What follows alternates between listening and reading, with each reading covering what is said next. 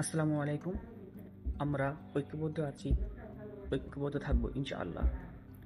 নিজেদের দেশে সংখ্যালঘুতে নিরাপত্তা দিতে পারে না ভারত, সেখানে নিয়মিত মসজিদ ভাঙা হয়, মুসলমানদের ওপর অত্যাচার করা হয়, নিয়মিত সেখানে মুসলিমরা মাইর খায়।